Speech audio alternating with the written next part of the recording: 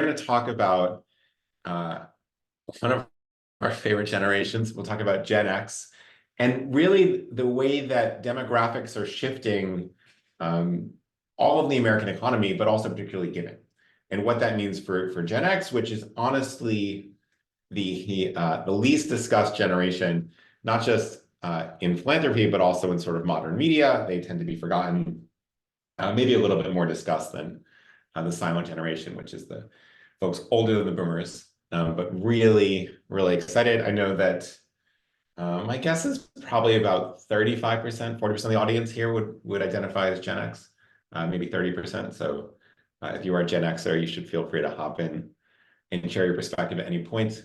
We'd love to hear from you. Couple of key, Hal says best music, arguably. I think that could be right.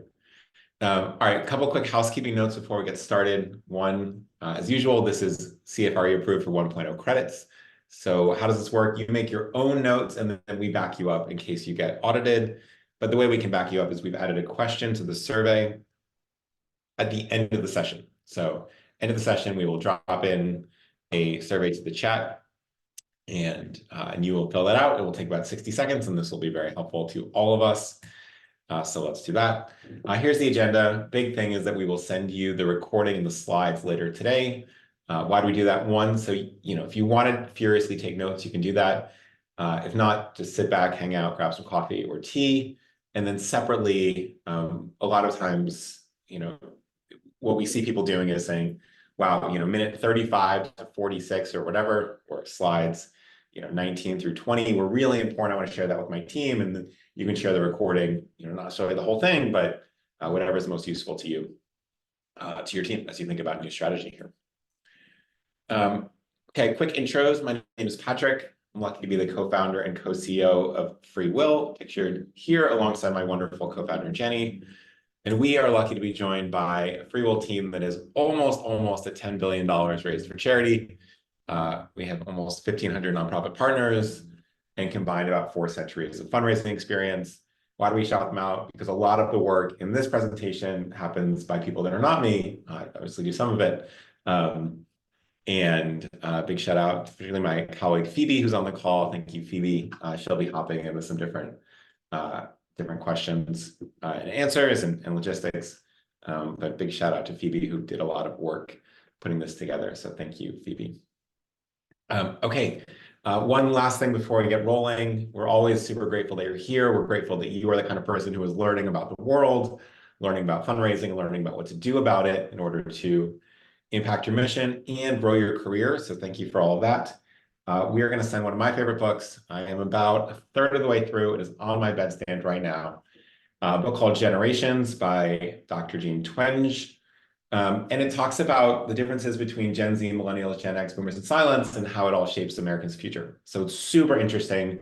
I'm a really big believer that you can often predict the future by looking at the past and sort of look at the forces that have shaped where we are today and what that's likely to mean going forward. And so we would love to have you read it too. We give away these books quite a bit, and when people get them and they read them, it's always great to hear their takes and understand what that is. So similar to your CFRE records, we will drop a survey at the end of the chat. You can fill that out and we can send this to a lot of you. So hope that works out for you. A couple other introductions, a couple of things to shout out here. One is that when we sort of asked this general pulse survey, things are sort of looking down a little bit in terms of how happy people are and how anxious they're feeling. And so if anyone has theories as to why this is, I'm not totally sure. I don't feel like there's been any huge revelations in the world in the last week, unless you're following the royal family, that would make this work. Elections coming up, but elections have been coming up for a while. So maybe it's fiscal, maybe it's politics, maybe it's fiscal years. But the weather seems to be getting better. And then how confident we are about hitting their goals this year, roughly even from last time. Ooh, time change is interesting. Cassidy suggests the time change is really throwing everybody off. All right, so let's talk about the forgotten generation, not to be forgotten for too long. We'll talk about Gen X. And when we ask you, what do you think about when you think about Gen X donors?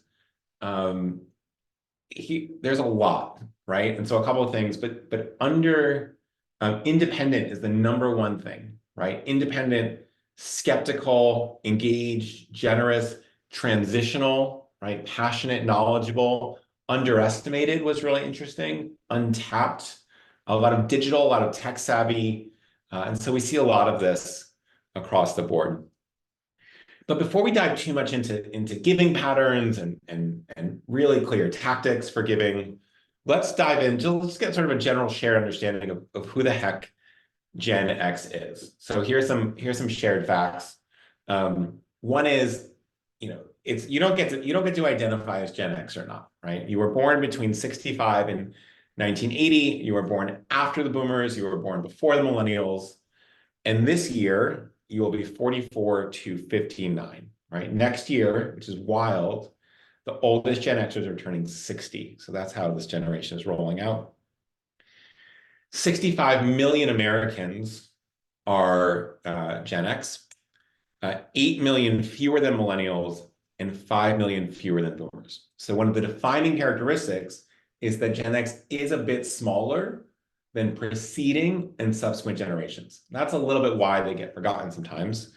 But by 2028, this is really important, they will begin to outnumber baby boomers, right? Why is that? Because oldest baby boomers are about 78 this year, right? Past the average life expectancy. And as that continues, many boomers are passing away. And Gen X will become larger than them. They will always be smaller than millennials, barring some extremely bizarre and catastrophic incident. So why is this generation a little bit smaller? The most obvious answer is to why they're smaller is because fewer children were born in the years that make up the generation. Now, there are two components of that. One is the 70s energy crisis and some of the recessions drove fewer children. Other components of fewer children in the 70s were things like widespread access to birth control, right? That plays a real role in terms of smaller families and in some people choosing to have no children at all, or not choosing to have no children at all, but having no kids. That's part of it. The other half of the story is that there were fewer parents born 30, 35, 25 years earlier who then had fewer children. So we talk about the baby boom, right? We'll go here. Baby boom is not just a name of a generation. It is a demographic wave that happened after the end of World War II. Enlisted men in many Western countries came home, had children 9 months later. That's how that works. And you see a really big boom in births, right? Hence the baby boom from about 1946 all the way to 1964. Now, we just talked about Gen X, but let's look at the silent generation. Again, we don't talk about them as much. These are often the parents of Gen X. So that generation is really small, right, compared to boomers. I mean, look at how drastic silent generation compared to boomers is, 47 million to 76 million. Why is that? Fewer kids born during the Great Depression in the 30s, right? Again, this is a little bit of a US-focused view, but it often extrapolates to much of the Western world. And in the years of World War II, where you had widespread overseas deployment and heterosexual married couples were apart, you had fewer children, right? That's not that surprising. And so what that then means is that fewer people, the people not born in 1940 are not having kids in 1970, right? Just to give you a sense of where this comes from. Now, one other thing I want to note while we still have this graph up is, look, this stuff is not perfect, right? Not every millennial is a child of baby boom. Not every Gen X is a child of silent generation. And so what you see here is at the beginning and the end of that generation of Gen X, well, they look a little bit more like millennials or they look a bit more like boomers. And so, you hear that quote, that term, quote unquote, zennial. Well, you look at the last years of Gen X, the youngest Gen Xers, a lot of those are the first kids of the baby boomers. So if you were born in 1946, it's not unreasonable you're having some kids in 1970, 71, et cetera. But you don't get that huge, the folks that are older, the silent generation, that's a pretty small generation. And that's why you don't have that huge spike in children. So that's there. Ryan says, is anyone else super curious where Patrick is today? What are the color-coded books? Okay, sorry, back to the content. I'm actually in Palo Alto, birthplace of FreeWill. So really excited to be on California time, soon to be reunited with the books. But thank you for the fiddle leaf. It looks nice. Glad to be here. All right, so let's talk more about generation. So Gen X is born when fertility rates began to decrease and more women enter the workforce. And you sort of have this general theme, right? These are sort of overly fit narratives, but generally themed. 1970s were the cult of the adult compared to 1950s. Boomers came home, suburbs happened, basically, right? GI Bill for housing booms, the cult of the child. Many people also describe Gen Xers as the latchkey generation. Latchkey, some of you will know this very well. Some of you, this term will be new for. Latchkey just means kids who are unlocking their own door because both of their parents are working, right? So the big rise in Gen X is that both parents are in the workplace to a much greater degree than previous generations. Many of you will be latchkey kids. I know folks that sort of got sent to the Barnes and Noble after school until their parents are ready to swing them up, pick them up. And then the more educated their parents, the more likely they were to be latchkey, right? So first real role where you have two educated working parents, that's a big shift from some of the previous generations. These folks tend to be higher educated than their predecessors. So about 30% of Gen X has a bachelor's degree or higher. The silent generation, again, before the boomers, only 15%. So people forget how rare it was. Boomers, only 1 in 4 boomers has a bachelor's degree. It gets up to a third for Gen X. Millennials pushing 40%, depending on how you count. And there's some people who think that it's the last generation where pursuing higher education was broadly financially rewarding. There's a lot of case to be made that it's still financially rewarding in contrast to not getting it. But these folks were paying significantly less in tuition than millennials were, and you see real gains in the job market. Also, this is important, it is the first generation where more women received degrees than men did. Right. And so that's a big turnaround, certainly from the silent generation, but also from boomers. Other things we see, right? So this is largely the part of an ongoing shift that happened, well before silence, all the way through Gen Z, and they're part of a trend in declining marriage and parenthood rates. So about half of Gen X was married between 23 and 38, compared to 61% of boomers. 62% of women gave birth between 22 and 37. Slight dip from boomers. That number starts going down a bunch more with millennials. When people think of startups, they often think of young people. They think of Mark Zuckerberg at Harvard. And yet, the entrepreneurial boom and the dot-com boom was largely driven by Gen X. Gen X owns the majority of small businesses, meaning plurality, more than anyone else. 55% of startup founders are Gen X. Now, most people don't realize this. Most startup founders are Gen X. And then the big ones, right? Elon, Jack Dorsey, who founded Twitter and Square, Larry and Sergey, who founded Google, Jeff Bezos would fall in this category. Many of the richest entrepreneurs on the planet, I believe that Larry Ellison is in this category, although he might be a boomer. I'd have to go check that out. Larry's at Oracle. But Gen X is a really remarkably entrepreneurial generation. We'll talk about why that happened, right? How did that come to be? So let's let's zoom back out. We have a little bit of big data on how Gen X is. Thanks. Ron says Larry's a boomer, so that's really helpful.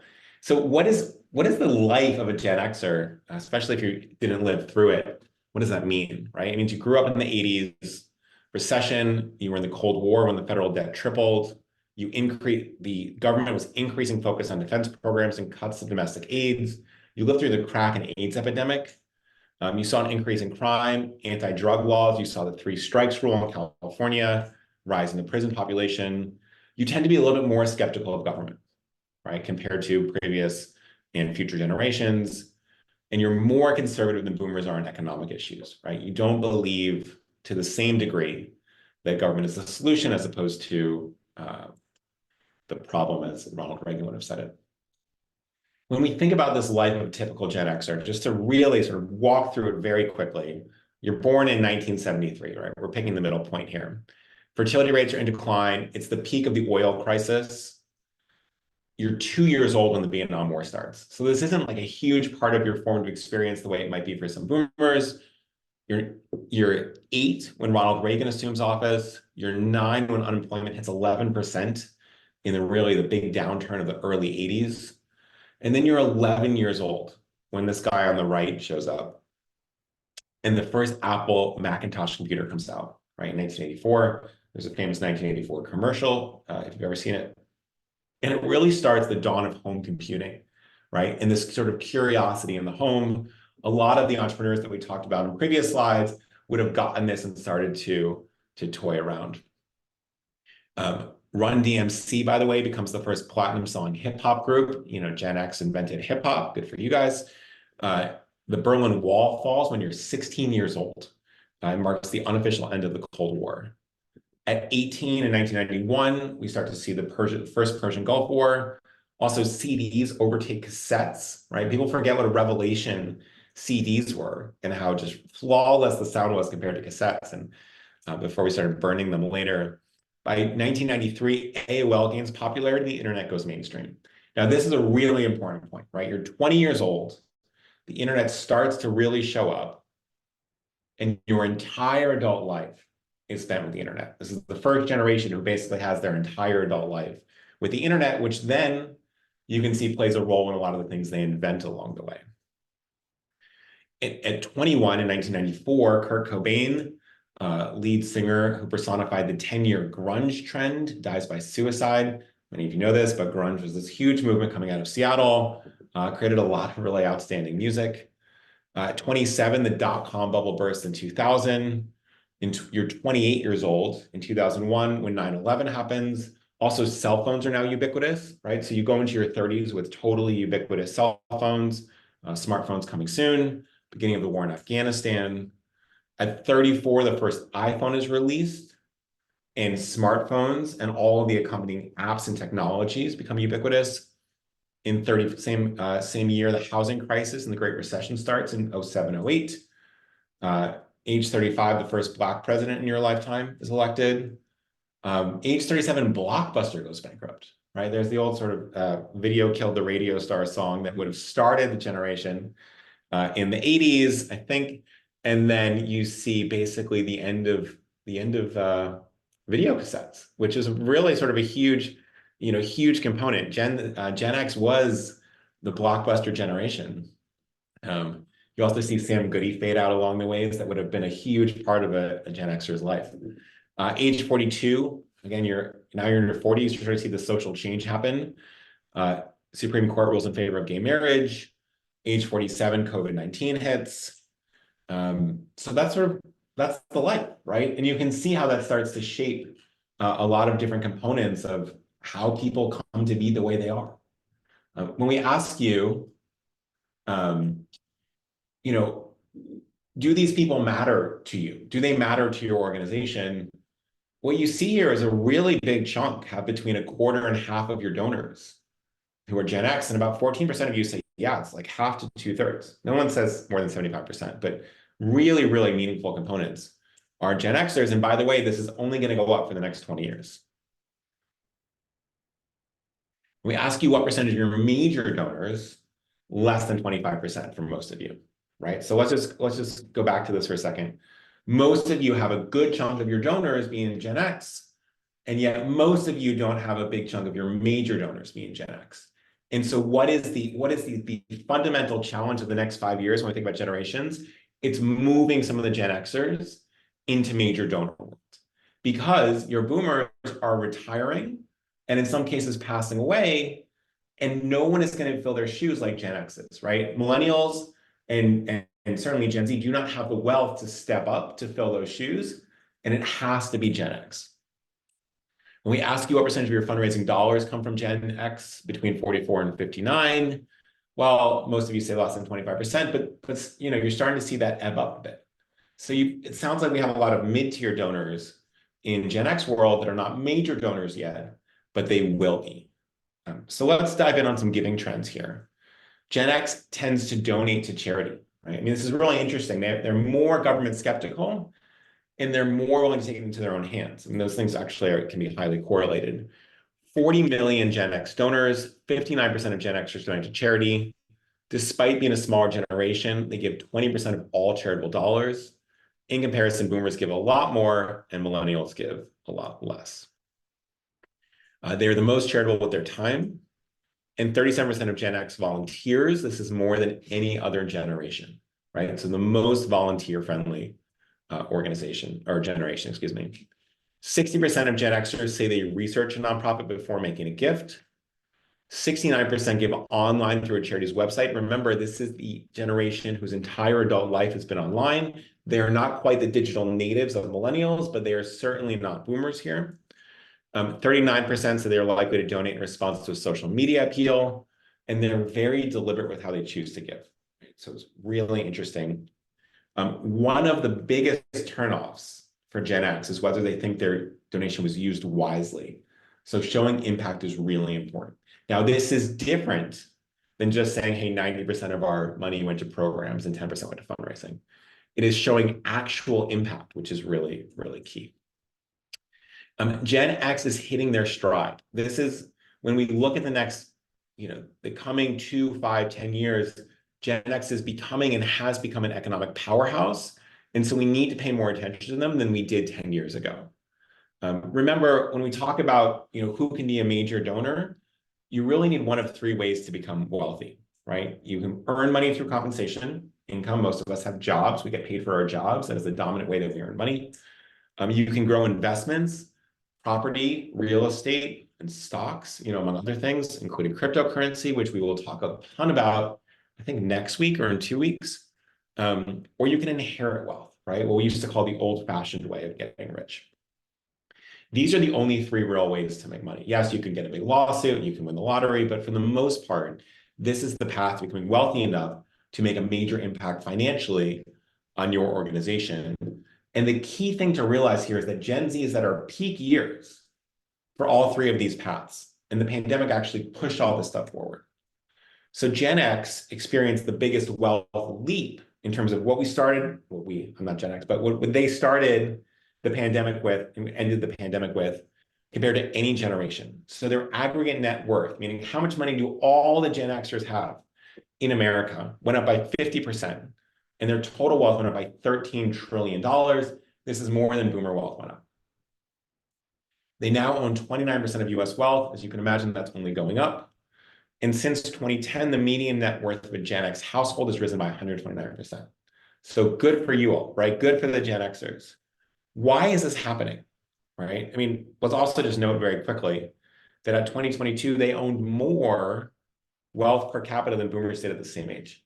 Now, this is wild because boomers are the largest and wealthiest generation in American history, and Gen X looks poised to take that spot.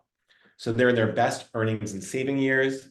They bounced back well from the Great Recession, right? Home equity doubled from 2010 to 2018. Those of you that have tracked the market since, that home equity has gone up considerably from 18 to 22 and 24.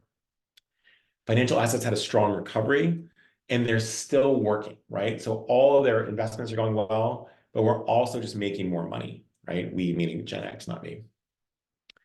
Now, a lot of things have been made of the sandwich generation, right? Some Gen Xers are in this place where they're still raising kids, although many Gen Xers who have kids, those kids are off to college or farther. And they're caring for older parents, right? So it's a pretty tough place to be. And retirement and debt and cost of living are all major stressors for this group. And it helps us sort of understand how they're thinking about trying to be savvy with money, right? Especially those that were raised by the silent generation. This is a really important point here. The silent generation, compared to boomers, were broke, right? They were born into the Great Depression. They lived through World War II. They didn't have the sort of massive GI Bill, the massive public infrastructure. And so silent generation folks, when you talk to them, they are much more thrifty with money than boomers are on average, right? So certainly many of you will know thrifty boomers and spend happy silent generations. But these are the folks that raise the Gen Xers, and so they tend to be a little bit more savvy with money and a little bit more concerned about it. But this sandwich generation, which has been in the news for a long time, is actually slowly ending. And it's basically because, right? One is their kids are growing up, right? If you're 50, 60, many of your kids are out of the house at this point. And their parents, sadly are passing away, right? If you're 55, 60, 50, you're at the age where your parents are starting to pass away, which is a different shift if you've been taking care of them for a decade or two. And so that's sort of a sense of where the generation is. When we look at insights, right, and we dig even deeper here, one is these folks are making more money than they ever have, right? They're in the later stages of their careers. They had actually a really big advantage in the last few years. And what is that? Yes, they're doing a great job, but the huge boomer population, right? The oldest are 78, the youngest are a little over 60, a little under 60. Those folks are retiring. And so a lot of these sort of leadership roles and highest earning roles are opening. They make up 25% of the population, but they make up a disproportionate amount of income. And the average Gen X household earns $118,000, more than any other household, right? So incomes are the highest here. Now, incomes are great, but wealth isn't always driven by incomes. Home values have increased rapidly. There's a huge amount of money in housing, right? They lived through the low interest rates that some of us wish we had, right? They lived through the pandemic. More than 2/3 of Gen Xers are homeowners. And over the past year alone, they've seen a 10% increase in home equity.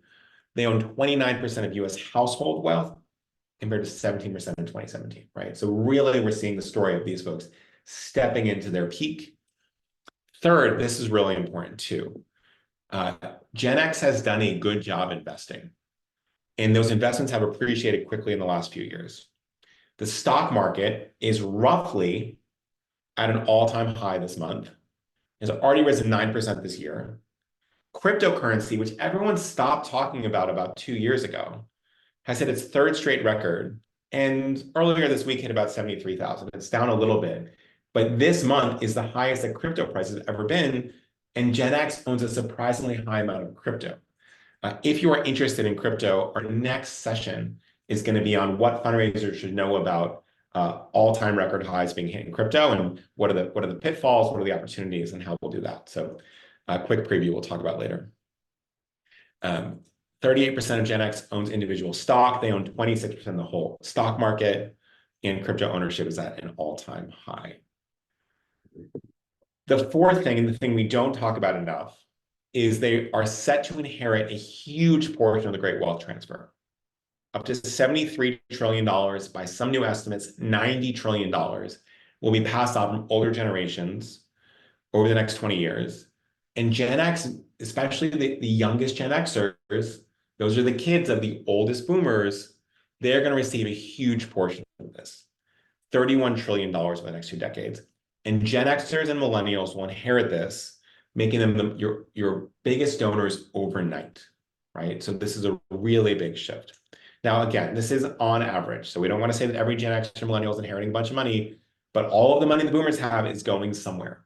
And so for many millennials, but certainly not all, certainly not a majority, there will be a huge wealth shift happening relatively quickly. There's a consulting group called Cerulli Associates, and here is their rough estimates that I think happened back in 2018, right? This is 70 trillion. A bunch of that's going to go to charity, by the way, which is really important. And it's why planned giving matters so much. We'll talk more about that in a second. Some of it's going to go to other boomers, a lot of it's going to go to Gen X, and a lot of it's going to millennials. And so this sort of wealth transfer is going to scramble everything relatively quickly. So just summing up where Gen X is, right? There's a lot of life transitions happening for these folks right now. They're getting older, they're paying off debt, they're acquiring wealth. Many will have only been giving modestly, or they may be new to philanthropy. Again, if their parents are silent generation, they were most likely raised by folks that were not well-to-do, certainly compared to boomers. And so they're going to be newer to philanthropy. However, their capacity to give is growing quickly, and they will soon be your most affluent donors. They are wealthy, but they're not retired, which is a different approach than your wealthy retirees. So we're going to talk about that as well. Gen X is ready, right? This is sort of the moment that we're at. They're ready to move from annual giving to major giving. They're about to be some of your most important donors. They have a rising share of total wealth. They're likely to make a larger regular donations, and they're certainly going to be a much bigger role playing to fill the gap of boomers than millennials and Gen Z are. Other things, they care, they're more educated than boomers on average. They're more concerned about taxes on average. So Gen X is the generation that cares the most about tax-friendly giving. 42% of Gen Xers view a gift's tax-deductible status as a big motivator to give. And they'll tell you this. When people say taxes are a motivator to give, it's almost always underrepresented because many people aren't comfortable saying that, even though it's accurate. If fundraisers can connect Gen X with tax-friendly ways to give, these donors will make a much bigger impact by giving much more. Getting these donors to give stock or crypto or donor-advised fund dollars instead of cash will save them capital gains and will result in larger gifts for you. And this is an incredibly important point as we think about Gen X. So what do we do with Gen X? We start educating them now about the most impactful ways to give. Planned giving is also going to be important beyond asset giving. And one of the things that makes planned giving for Gen Xers really important is that many were never married and don't have kids. They're also making their estate plans right now as they're looking up and saying, oh, I'm in my 50s, I'm about to be 60. So you start to see this shift happening. Now, why is this never married, no kids important? Well, when we look at all of the estate plans made on FreeWill and all of the charitable giving, I think about 15 and 16% of folks fall into this category of never married, no kids. And yet half of all planned giving dollars come from that group, right? I mean, it's just an enormously generous population for reasons you can understand. All right, so let's dive in a little bit more on fundraising from Gen X. So let's get some really practical things here. One is, remember that these folks are at the moment where they're giving their largest gifts and yet are not retired yet. So they're hitting their peak earning years, and many of them will now be working for larger companies that are matching charitable gifts. If you know your donor's employers, ask them to submit a match, and you can often look up employee matching on Charity Navigator's website. So it's a really good avenue here. If you don't know their employer, you can still ask about matching, including non-cash gifts, which people don't know, right? So here's some language you can use. Thank you so much for your gift.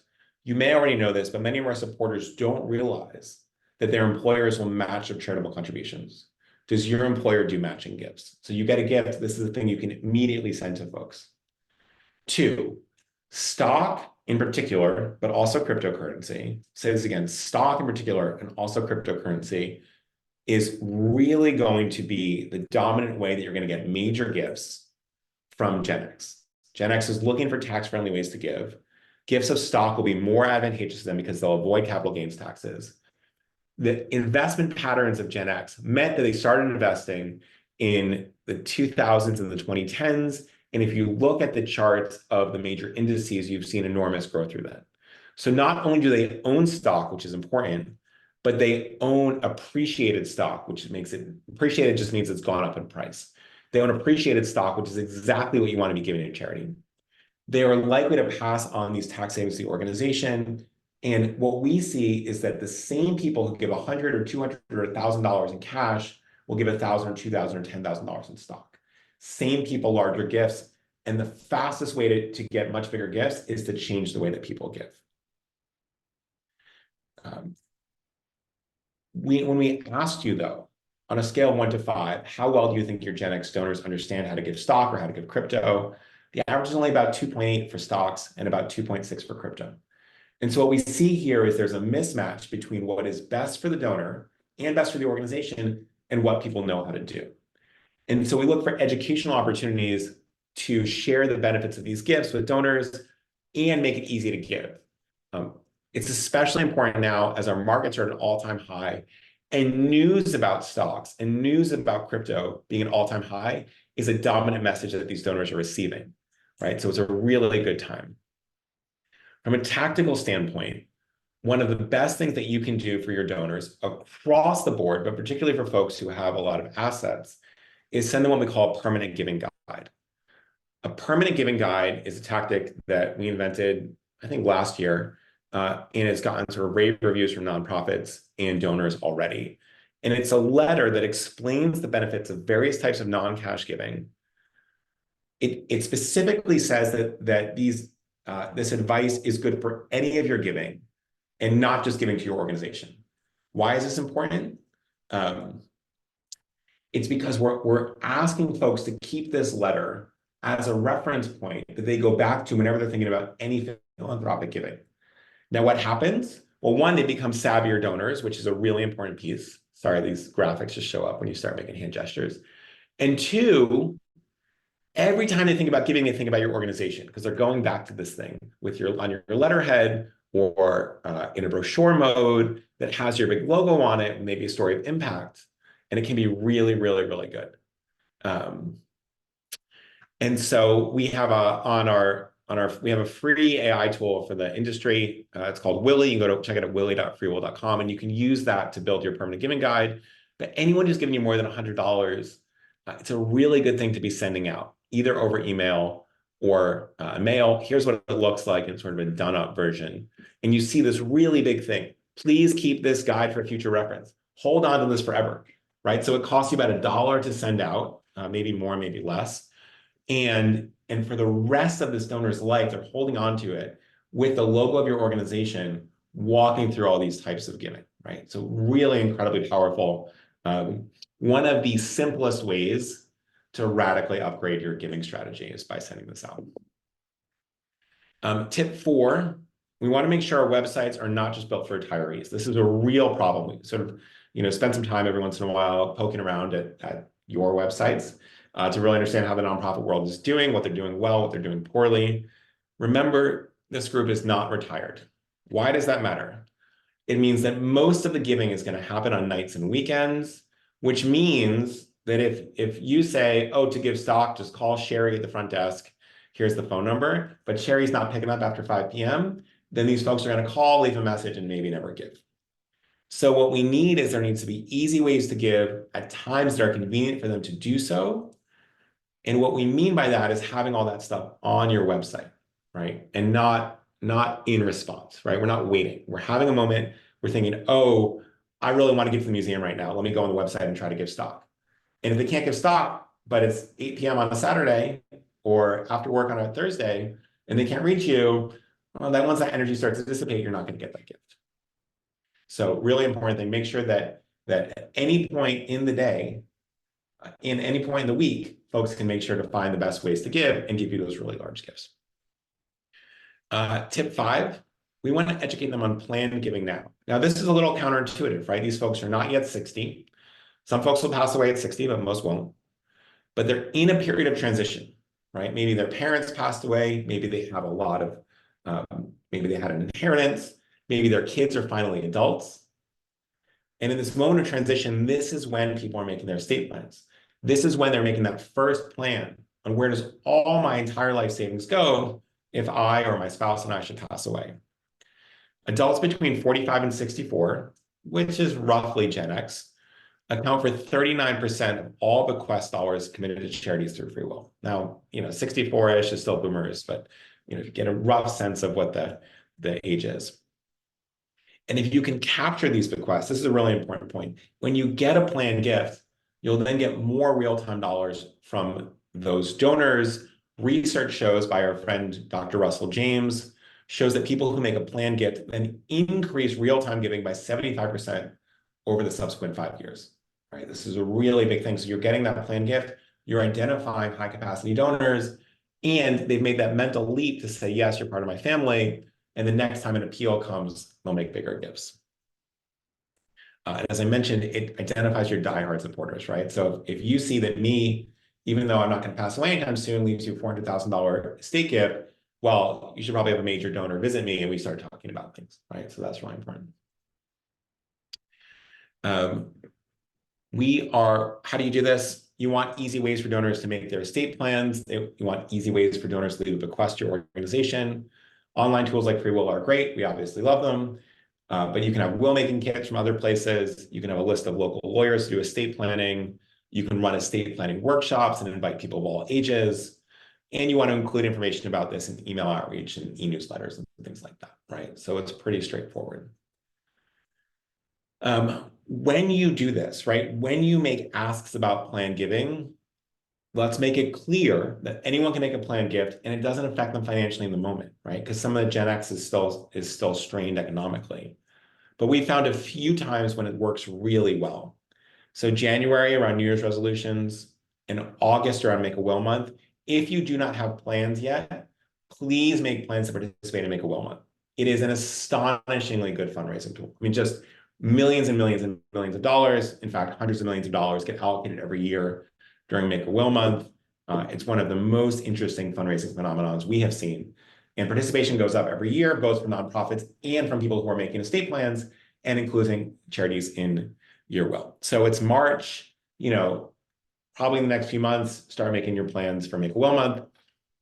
Little baby cousin of Make-A-Will month is National Estate Planning Awareness Week, which has some of the same benefits, but honestly doesn't raise as much money as August.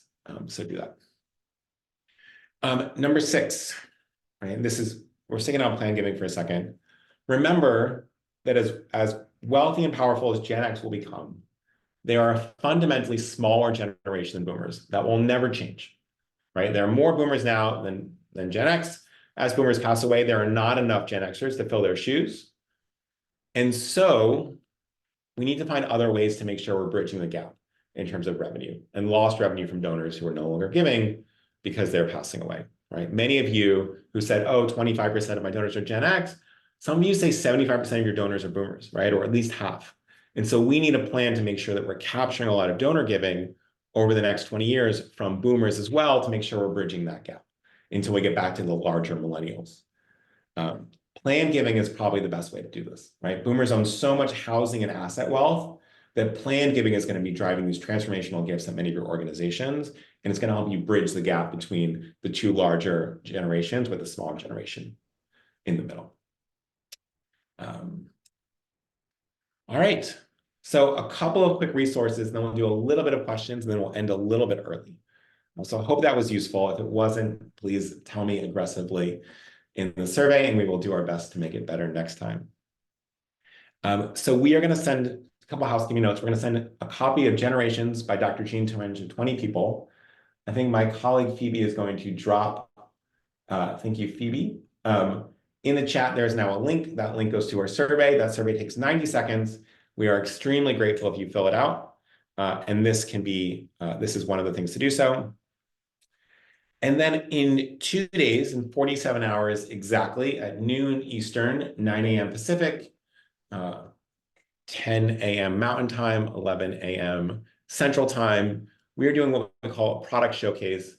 And we're going to go for about 30 to 45 minutes on all of the interesting tools that FreeWill provides, ranging from estate planning to non-cash giving to other things.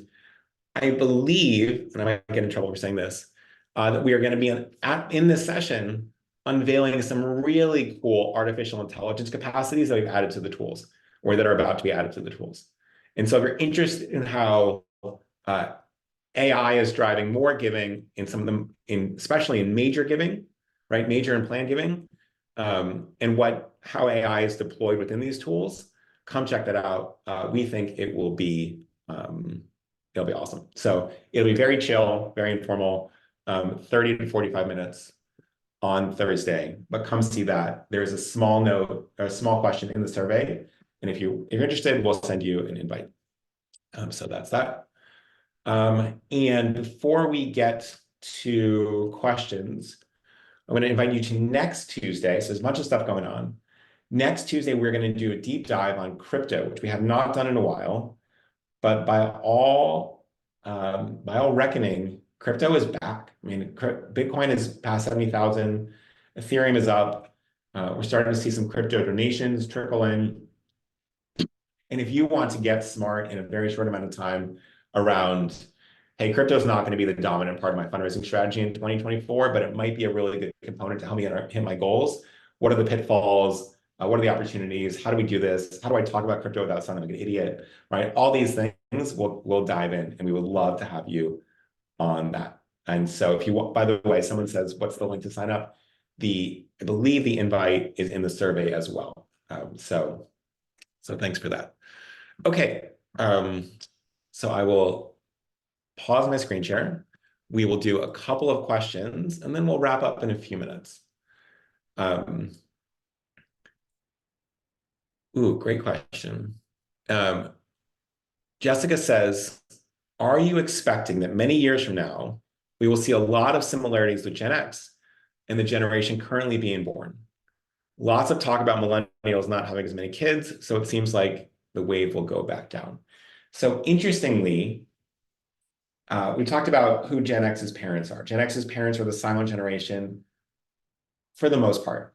Boomers are millennials' parents. Gen Z, which is smaller than boomers, smaller than millennials, is Gen X's kids, right? Gen Alpha, well, babies on the block, those are millennials' kids. And so that's sort of how that little hopscotch game plays, right? Leapfrog, right? So every other generation tends to be the kids of the generation, two before.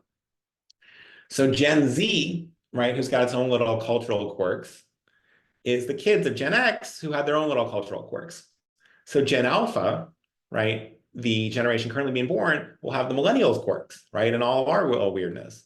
And so you'll see similarities there. Gen Z is going to be more similar to Gen X.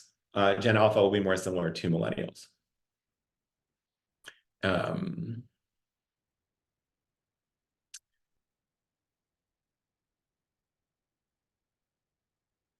see other good questions.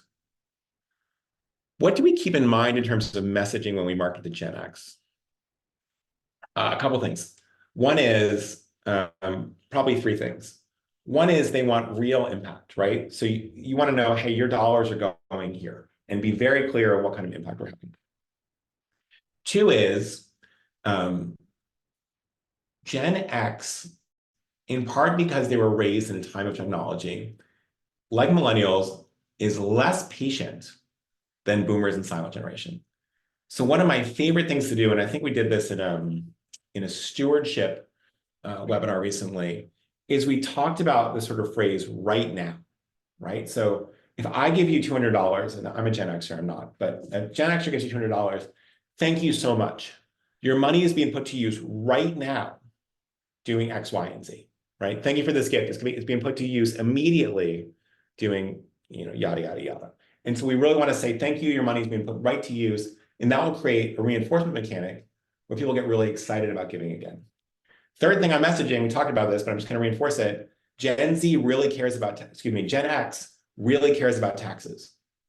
So if we care about taxes, we need to talk about tax smart ways to give. Did you know that some places can save you, some ways to give can save you even more money than if you give with cash, right? That stuff tends to be really, really powerful.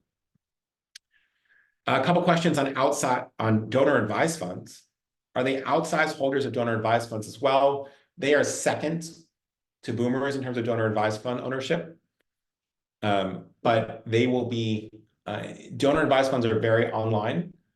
You will see in some number of years, call it 5, 7, 9, more Gen X DAFs than boomer DAFs. They're going to grow faster. And by the way, boomers are passing away. And so the primary owners of DAFs in 7 to 9 years will be Gen X. Christine says, do you anticipate DAF rules changing? Maybe. I will say that it's really interesting. DAFs get a lot of scrutiny, and maybe they should, but the average payout rate of donor advised fund every year is almost 30%, meaning 30% of all the money in the account goes out the door. Now, private foundations, which get a lot less scrutiny, have a minimum payout rate of 5% every year. So I would believe that if we see DAF rules changing, it will mean that there are minimum payout rates for donor advised funds. Will that change behavior? Not really, because a lot of the people most people are paying out well above that rate. If anything, it might create an artificial anchor point of people that are giving 30% are now going to give 5%. Kim says, how do we find out the birth year of donors? This is a really good thing. Obviously some of you will have it. If you were at college, you might have, the graduation year, which you can make a sort of rough guess to the birth year, or maybe you have birth year in total. But otherwise, surveys are a really good avenue to say this. What generation with what generation do you identify? Or things like that. Or, we'd love to send you a birthday card. A lot of organizations send birthday cards. Give us your birthday and we'll make sure to send it. Kaja says, are there any concerns about putting tax ID out in public on a website like an EIN? No, your EIN is widely public on GuideStar, on ProPublica, on Charity Navigator, and people need that, especially with donor advised funds when they're trying to look you up. They need to be able to find you. This is especially true, by the way, if you are a local Habitat for Humanity, a local United Way, something called St. Mary's Church or St. Mary's School for Girls, and there's likely to be hundreds of them in the country. You want to make sure your EIN is there so that people can find you and not direct the money to the wrong place.